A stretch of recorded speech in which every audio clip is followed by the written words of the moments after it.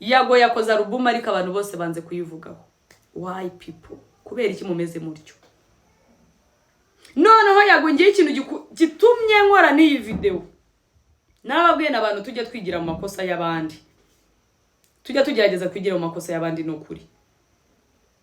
Yago abantu yateye amabuye, abantu yashize ku karubanda, abantu yacyuriye, abantu yifuje ko imiryango yabo yasenyuka niba ari gusaba ubufasha. Ibintu byarabaye. Yago harabo yashishikarije kwanga abandi, harabo yagiye inyuma ngo banga abandi, ariko izi saha nimba yaravuye yakidekara akavuga ati amatiku ndayeretse mbivuyemo nabo nababaje mu mbabarire. Abo yababaje izi saha yibwiraga ko bamubabariye ariko wasaba support ntago bari kuyimuha. Banyarwandakazi, ko Yesu yadipfiriye ku musaraba azira ibyaha byacu, twa turi abanyabyaha ducumura igitondo n'ikigoroba, ko na Yesu agize gutya akavuga ati buri muntu n'ibyaha bye sinzongera kumubabarira. Abantu bamwe twakanura amaso tugakarura nk'indagara z'indundi. Banyarwanda niki kibuza abantu kubabarira Yago bakamusapotinga nk'abandi bahanzi bose? Ibisanzwe ni Shakira mbona bihita no stress baruteka zivuga ololo uw'igikundiro.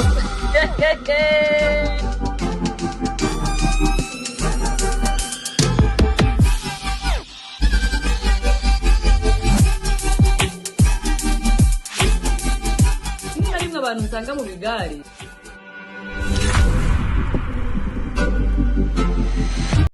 Bamikwano badaringi namuvana ruryama namuvana rusinzira namuvana rugomba gushyira akaguru kandi buri muvana aramukwano daringi yakagombye kujya kubita ibibombe by'imisuzi yavuye mu buriri. Buriya n'umunyarwanda aciye umugani ngo ubibye ibitotsi asarura ingonera. Nago yari yibeshye. Ubu buzima turimo buragoye, ubuzima turimo buraruhanyije. Ejo utazasanga wicuza ngo ubusore bwanjye nakoze iki. Nitwanze twese mu buzima busanzwe tugira imyaka yo kwicuza. Nta muntu ushobora gusanga muri ino si atakubwira ati hari igihe nari ndi mu buyobi.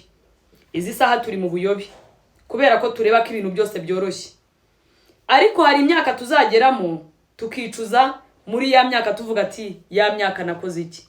Nyamuneka mubyuke, kubera ko ubundi umuntu wese mu buzima yakagombye kugira intego ivuga ngo bwije nkoze iki. Ese wowe bwije ukoze iki? Bwije ukoze iki? Bamikwano kagati badaringi aho ngomba ninjiyemo kimafiya nangiye ndarunguruka nzunguza umubumbe wanjye ndawuzunguza ndavuga no munsi abakunzi banjye bamaze gukora subscribe kuri YouTube channel ya Shakira mbona bita O2025 ndabaha iki, mbazanira iki, tuganire kuki. Narababwiye ni mu mateka y'ubuzima ndi umuntu ukunda kwigira ku makosa y'abandi. Ikintu gishobora kubaho nkakireba nkagicamo cyangwa se nkakirebera ku wundi kikansigira isomo. Kagati bamikwano badaringi n'abatindiye ndagira ngo dugatangire butangizi. Amaso muyashyire kuri screen zanyu, ikibuno mucicaze mu ntebe zanyu badaringi, twongere twiganire nta mutima mubi. Ibintu mujya mubikuramo feelings daringi, kuko nge ngomba kujya ninjira mbareba kimafi.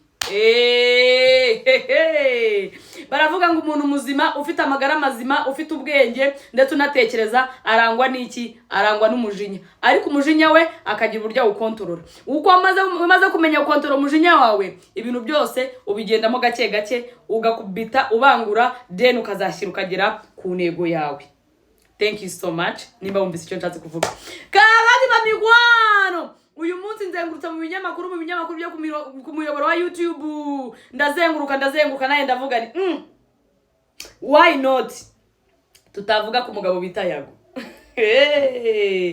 Yago ubwo duheruka nababwiye ni mu buzima Yago ni ubonye isi, arungurutse ku isi, arungurutse ku cyo bita abantu, arungurutse azi uko umugabo aseba kandi azi uko umugabo ashobora kwidefanda mu mafuti ye. Uwo ni Yago. Nta mugabo ukura adahuye n'ibibazo. Wowe utekereza ko nta bibazo ushobora guhura nabyo, uzahura nabyo mu kwana. Izi saha sinzi ukuntu nari gutembera gutya nsanga ikiganiro Yago yakoze Bambi turi mu isi bita nseka mbabaye, turi mu isi yitwa nseka mbabaye. Izi saha turi guseka ariko tubabaye ku mitima, nyamara agahinda 99% twebwe twakiteye. Yago ni umunyamakuru mwiza mu gihugu cy'u Rwanda ndetse no mu gihugu cya Uganda, nzaza mbyongeraho kuko iyo urebye buri muhanzi wese cyangwa se umuntu wese utumiye mu gihugu cya Uganda, Yago agira umuhate wo kujya kumwakira. Ndabimushimira kandi nzahora bimushimira iteka ryose. Kakati bamikwano nzayigurutse mu kiganiro cya Yago, numva agahinda karanyishe, ndavuga ni Yago, nimba undeba ko kureba ibiganiro byanjye, sinzi nimba ubireba kuko nge ndi new coming on YouTube, ariko amagambo ngira ndi new coming kuri YouTube badaringi, ariko ushaka kureba mu kanwa k'intare cyangwa ushaka kurunguruka iki wakinira kuri Shakira. Uyu mutwe witerabwoba se badaringi kakati nciye mu biganiro bya Yago mbitera mitorosha, nsanga Yago ari kwinginga abantu ngo Bambi bamukine. Yago yavuze amagambo menshi, njye sinza kuyakina amajwi ye, sinza kuyakina. Yavuze amagambo menshi akomeye aringinga, harimo aba bantu, kandi abantu bose yingingaga nibo bantu yateye amabuye, nibo bantu yahondaguye, nibo bantu yasebeje, nibo bantu yicaye ku gahanga. Sininya kubivuga kuko social media ntago ibika, nimba ubona ibyo Shakira avuga atari byo nawe azanyomozi. Yago ari mu bantu bigeze gukora intambara nk'imwe y'Uburusiya na Ukraine. Arayirwana wenyine afatanyije na cunga umuntu, barayirwana babata mu nama babasigamo hagati. This time ari kwinginga abo yacokoje, ari kwinginga abo yatokoje ngo baba ari bo bamukina. Iki nicyo cyane ngenje mvugana Kebo kagiwa mugarura. Sometime ibintu dukora tubikoranye umujinya cyangwa tubikoranye fame dufite, izina dufite, ariko tukibagirwa ko ejo bishobora kuzatugaruka. Narebye ikiganiro cyawe numva agahinda karanyishe, ariko nanjye ndagaruka ndakubaza Yago, ngufashe iki, ngusupport iki muri byose? Can support you? Nimba ari uyu munwa wanjye nakoresha kugusupportinga, tell me, but I don't have a money. Nimba ari ibintu bisaba amafaranga, my friend, I'm poor, but nza umukire w'ejo, ntago nzahora ndi umukene. Nzifite icyizere ko nzaba umukire w'ejo hazaza. So ni iki kinge nakora basi magarare ku ruhande rwenge mu supporting like me, like Shakira? Kubera ko bro, Yago yasohoye album y'indirimbo ze, ariko nabuze umuntu ushobora kuvayo ngavuge kuri album yande ya Yago. Ariko nanone ngatekereza, ese nuko Yago yasohoye album turi mu mipuri, twari turi mu mipuri hano hantu, inkundurano z'imipuri, abayezi kera, inkundurano babuze bashimuswe, nibyo twari twibereyemo. Ese nuko wayisohoye turi mu nkundurano z'imipuri, cyangwa nuko ahubwo abantu badashishikajwe n'ibintu byawe? Abahanzi hano hari umuntu umwe nahoze mbona akora interview ngo avuga ngo Yago ngicyo asabwa no gufata amafaranga mwese akabapesa kugira ngo mumukine. Byashoboka kwenda amafaranga muyakoresha kugira ngo musupporting abantu. Nababwiye ni mwoka byaramwe, mureke mbabwire, wavutse uri umwe. Nigeze no kwibwira Yago, namubwira ni nimba utegereje igikundiro mu bantu, utegereje ko abantu bakwishimira, uzakora ibintu kugira ngo abantu bakurebe, kugira ngo ejo bazakugarurira ibyo wabahaye, uribeshya cyane. Muri ino si fasha umuntu, biri byo murambabwira mu buzima tubaho. Nimba ushaka kubaho neza, ushaka kubaho nta muntu ufite inzika, ushaka kubaho nta muntu ubongamiye mu mateka y'ubuzima, reka nkubwira aka kantu kandi mukarebe muzasanga ariko. Nimba ushaka kubaho neza, ukaba ufite umutima wo gufasha, fasha umuntu utamutegerejemo inyungu. Yago ari mu bantu bitanze kuri ino mihanda ya social media pe. Yaritanze, yahaye abantu ibiganiro, yashyigikiye impano zanyu, aba mu mafilime, bande na banda ba DJ bose. Gira nababwe ni umuntu yaguhaye ikiganiro bro. Aba gusupportinze. Ariko biratangaje ko umuntu ushobora kumuha ikiganiro umusapotinze ariko we natekereze kuba yagusupportinga. Ubuzima bwo kurura nishira nibwo abantu turimo. Yago rero ashobora kuba ibintu byose yakoraga yarabikoze agira ngo ineza agirira abandi zamugarukira. Njye ubikumbwiye ndi umwana w'abapfaba, ndi umwana w'abapfubabira. Gira neza utategereje ishimwe. Nugira neza utegereje ishimwe uzarenda uva mu buzima bw'iyisi utabonye umwana w'umuntu wagushima. Nimba utangiye intego yo gufasha umuntu ukavuga ati uyu muntu ndamwishingiye ndamufasha, ntuzategereze murakoze cyangwa se warakoze cyangwa utegereze kazakuvuga neza ahandi. Ibyo ntabwo bizabaho. 1% nibo bibuka ababagiriye neza, kandi nabiyo bamaze kugera iyo bajya ntabwo baba bakikwibuka. Akwibuka muri bya bihe abatangiye kwiyubaka warakoze iyo amaze kugera iyajya ntabwo bakikwibutse. So mukwano darling Yago, nimba ibyo ngibyo ari byo ugenderaho, ariko nimba ufite amafaranga bazakumva babivuze bahoze babitangaza. Ikindi cya gatatu Yago, izi sangira ngo urabibona ko umuntu akenera abantu mu gihe nyacyo. Ntuzakora ikosa ryo kongera kwihenura mu bantu kandi uzi neza ko ibyo ukora ukenera abantu. Narababwiye ngo ngiye nzambarabura ubundi nikomereze. Hari ibintu tujya twanga ariko nyuma tukabibona. Hari abantu bo bashinzwe guhagarara mu mafuti yacu ariko akaba atakugira ku ruhande akubwire ati nyamuneka subya rekeraho. Hari abantu mu mafuti yacu ariho abantu badukunda. Waba uri mu mafuti anabibona neza kuri mu mafuti akagushyigikira akakogagiza kugira ngo ugwize iki, ugwize abanzi. Nyamara wagera muri cya gihe ukeneye umuntu gufata ukuboko ukamubura, ariko waba uri mu mafuti bakakuba hafi. Ayiwe mami, bakaba ari bwo bakuba hafi. My brother Yago, ngiye nkora iki? Ntabwo ndi umu DJ, ni umu YouTube mutoya. Ndi umu YouTube mutoya mukwano darling. Ukiyubaka mufashe iki? Yago yakoze album ariko abantu bose banze kuyivugaho. Why people? Kubera iki mumeze mutyo? Noneho Yago ngiye ikintu gitumye nkora n'iyi video. Narababwiye n'abantu tujya twigira mu makosa y'abandi. Tujya tugerageza kwigira mu makosa y'abandi no kuri. Yago abantu yateye amabuye, abantu yashyize ku karubanda, abantu yacyuriye, abantu yifuje ko imiryango yabo yasenyuka niba ari gusaba ubufasha. Yago uko yategekaga abantu ngo bamusabe imbabazi. Yago niwe munyarwanda wa mbere wahatirizaga abantu kumusaba imbabazi. Aho yageze ahatiriza abantu kumusaba imbabazi, Yago ni hageze ari muri I beg you. My brother nuza. Abantu barananiwe. Nugira n'amahirwe bamwe bazavayo babikubwire. Aho ngaho umenya aho urwego uhagaze, mumenye nuko witwara. Inshuti yanjye ngiye ngufasha iki?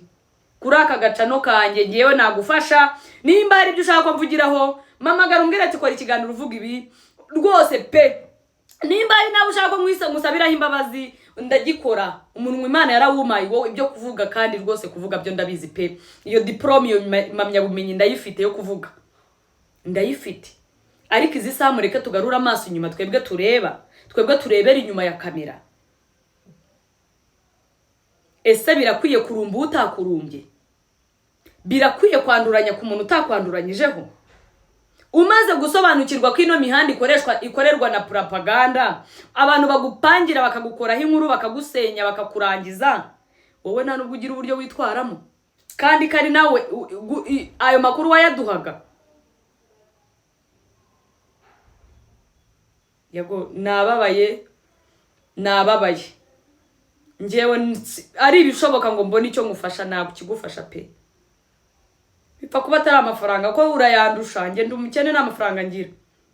ariko nimba ari ikigendanye n'umunwa tell me afazari ninde wanyumva se kabo bose ducano twacu batatureba n'uducano twacu ntabwo batureba ngo turacyari dutoya ngo turacyabona views z'igihumbi ngo turacyabona views 2,000 ngo turacyari dutoya banange naye mukama waduhaye abantu bakora subscribe koko ibintu byacu natwe bikajya bireba twigire ku makosa y'abandi yaguze isaha akeneye ba bantu yari yaranditse urutonde avuga ati we nzakubomora we nzakukora ibi wowe sayuti ba bantu izi saha niba ari gutakambira avuga ngo munabare mu posting ibintu byanjye munabare muvuge ku bintu byanjye aba DJ mukina indirimbo zanjye banange cyaza mureke mbabwira ikintu isi nyigishije ndetse yagongewe nzamufata nk'igitabo nk'inzu y'ibitabo umwana w'itabagwe bavuye itabagwa akisanga i Kigali akava i Kigali akisanga mu Bugande warwanye intambara abenshi bamukomera amashyi mu gitondo bose bakamucikaho intambara akazisigaramo wenyine bakamugira umusazi ikintu mbonye muri inosi nawe wakagombye kureba kuko nimba ushishoza wavutse uri umwe ibyo ukora byose ni iterambere ryawe menya ngo nta muntu ukwitayeho wherever nukira uzaba ugiye gukiza biwanyu nunakena uzakena ku giti cyawe niyo mpamvu nakubwira ngo mu byo ukora byose jya umenya ko waje wenyine ibyo uri muri kubikora nkawe wowe ubwawe yago niyo mpamvu namubwira ni wendi nkawe narwana nafite umuntu nishingikirije kuko aba wishingikirizaho ninde nta numwe wakwandukuye nta numwe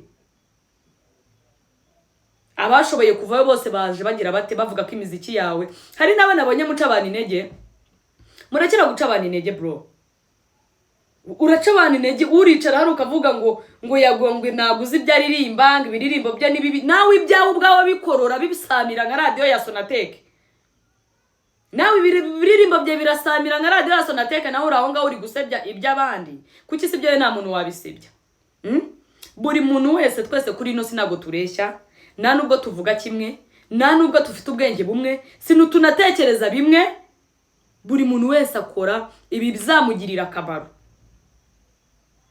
hasirongaza atibye ubu yago byabashimisha yibye bamufasha akaba nk'umujura nibwo mwabona ko yagize ariko ibyo akora arabikora nkawe niyo mpamvu mubwira nawe rwana nkawe wowe ubwawe wikora ibintu ufite abo wishingiye igihe cyose uzaba wishingikirije ku mwana w'umuntu hazagutenguha abantu yago yasabye yabasabye imbabazi ariko still muracyamwereka ko ku mitima yanyu hauzuye muribabariza ubusa pe anyway yago after album ye yasohoye rwose mugende mu birebe ibintu bye indirimbo ze muzumve mwoka byaramwe nanjye none hongezaho kubinginga I beg you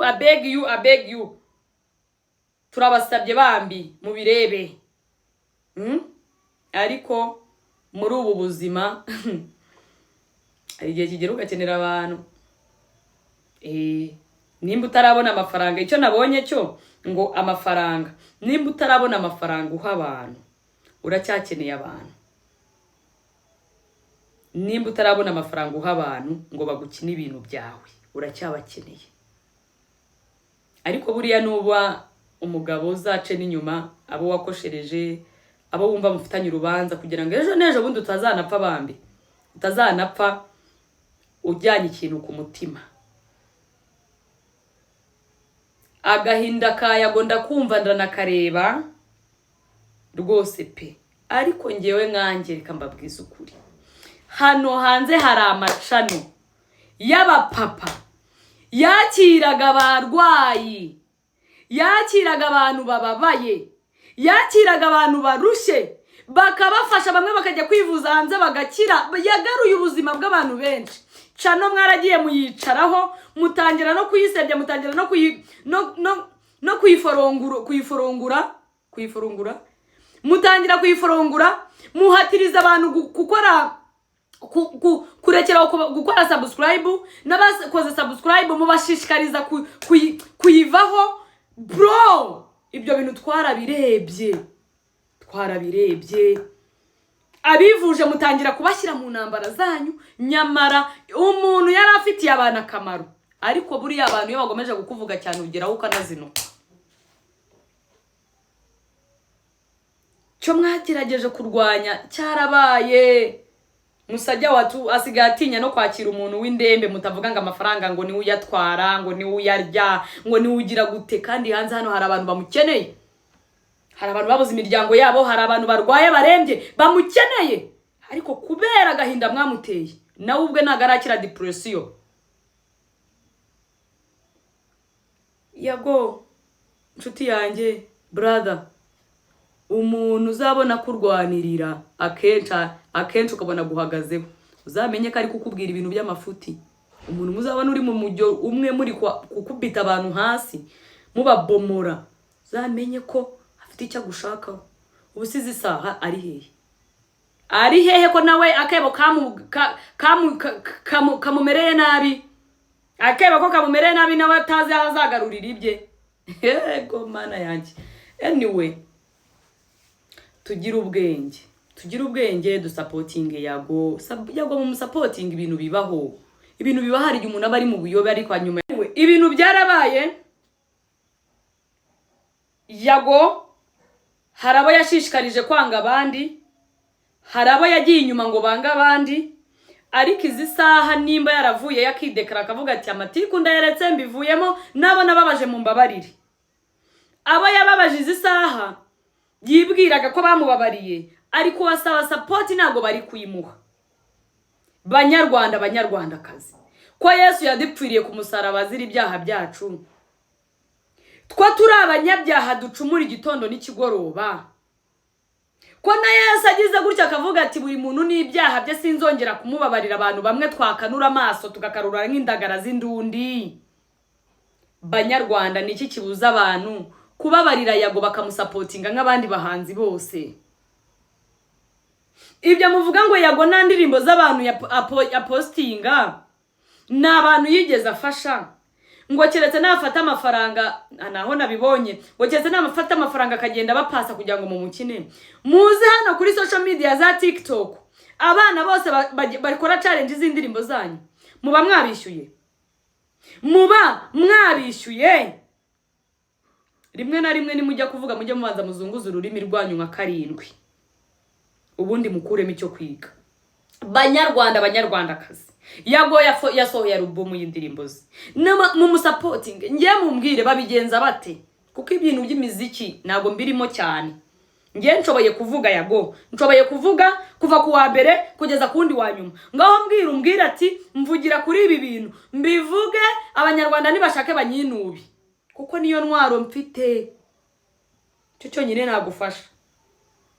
Biragorana kubona umuntu mugenzi wanyu aza akababwira ati munsupporting, mwoka byaramwe munsupporting ndabinginze, ariko still mukaba mukizunguzo mutwe. Ariko ibingi biduye icyo kwiga. Buri muntu wese ari kurwana n'ibibazo bye. Uriya nzamusupportinga kuko afite icyo yamariye, n'uriya nzamusupportinga kuko afite icyo yamariye, kandi n'uwitora ukavayo mu gitondo ukanyandarika ukamva nzakureka nzaguta n'ibyawe mbizire. Nibwo buzima turimo. So Yago wavuye itabago wenyine, ugera i Kigali urwana wenyine, ugeze mu Bugande rwana wenyine. Rwana, abakumva bazakumva, abatakumva bazarorera. Iki nicyo gihe ngo umenye ngo ugira neza bw'inkware bwayigonze ijosi, kandi ugira neza Imana niza bigufashamo. Imugira neza umutima we nta kintu guciraho urubanza, Imana niza bigufashamo. Ariko nimba uzi ko hari ikintu umutima wo guciraho urubanza bro, ukeneye no kwisaba imbabazi nayo ubwayo. Nabo wahemukiye ukabasaba imbabazi, birofisho. Njye bikubwira mfite experience y'ubuzima. Hari ibyo mbonye muri inosi, nge ndi mukuru singana namwe. Hari ibyo mbonye muri inosi. Abantu mufite umutima wo gufasha, umutima wa kimuntu, akenshi abo bantu barangwa n'agahinda, kubabara. Umwana w'umuntu azi imbere yawe ababaye, arira, aboroga, wakamugirira impuhwe, wamara kumufasha akakwereka ko burya nta kintu uvuze imbere ye. Mumfasha dusuhuza abantu batwanze nta mpamvu, bakatwangira kubw'urukundo twaberetse, bakatwangira kubw'ineza twabagiriye. Icyo cyonyine kikaba intandaro y'umuntu kukwanga. Abo namwe turabashuje. Ese mumeze neza muranywa amazi akamanuka?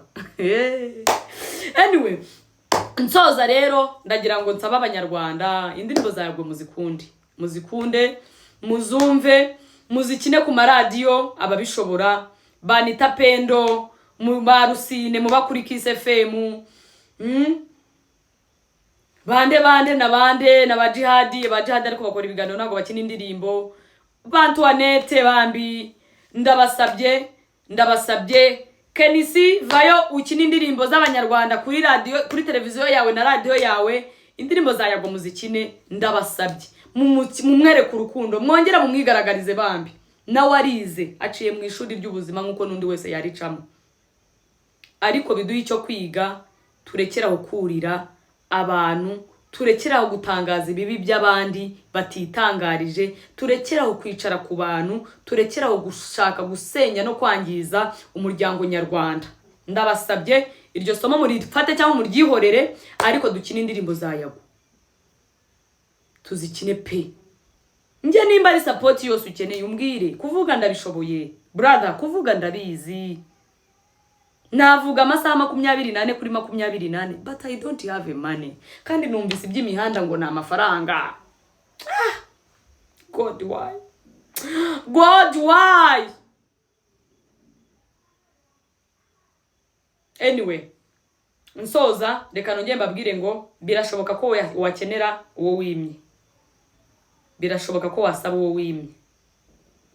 Gerageza wiga uko witwara muri society, ubanire ukubanira. Sinkubwiye ngo ugende ubanire wisiribange ku bantu, abantu bisiribangeho uhumeka insigane kubera abantu. No, banira ukubanira, ubane n'abagomba kubana nabo.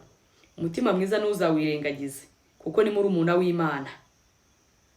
Ufasha abagomba gufashwa, kandi ubafasha utabategerejeho inyungu, kubera ko igihe cyose uzategereza inyungu ku mwana w'umuntu wagiriye neza, uzaninda usubira mu nda y'isi uryanya agahinda.